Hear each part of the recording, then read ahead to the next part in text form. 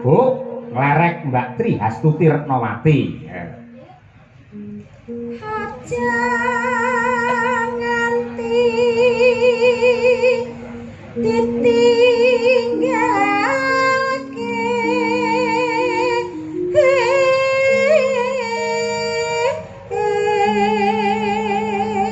sak garis engkas, Mbak. Rukani sepuh niku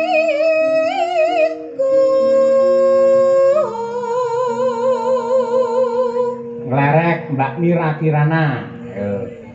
Saking Nganjuk. Dari Nganjuk sahadate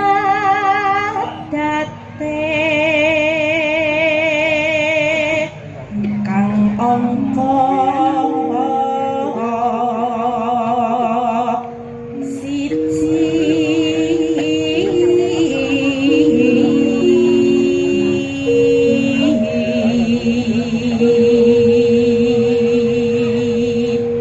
Mas Cahya menika ugi sedulur sedaya utawi Mbah Lurah sak Sukorejo sak kecamatan nggih Mas. Nggih menika rawuh sedaya Mas. Inggih sembah nuwun Bapak-bapak kepala desa ing wewengkon Sukorejo sugeng laras sugeng midhangetaken.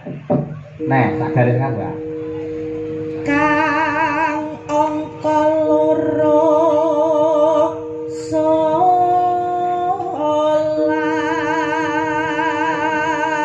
Mbak Dian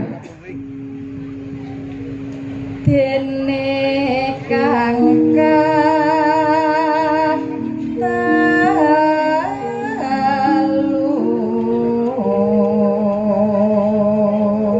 sak garis melih.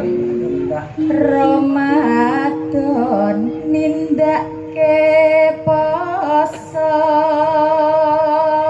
Diri kita papat zakat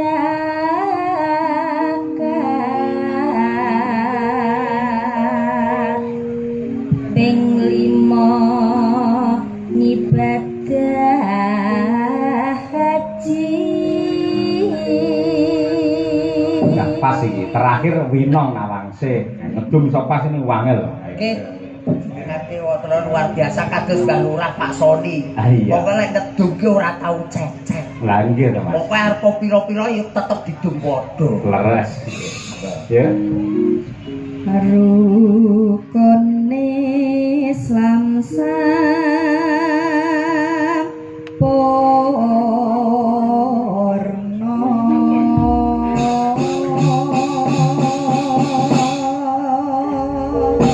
Nggih. Monggo dipun aturaken pepiling karya Abdi Solo Sumargi Ki Anom Surata. Yuk, dados.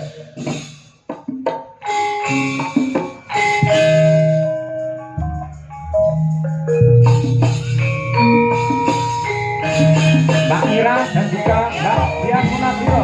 Monggo, sebentar berdua. Mbak Tri Hastuti yang ketiga.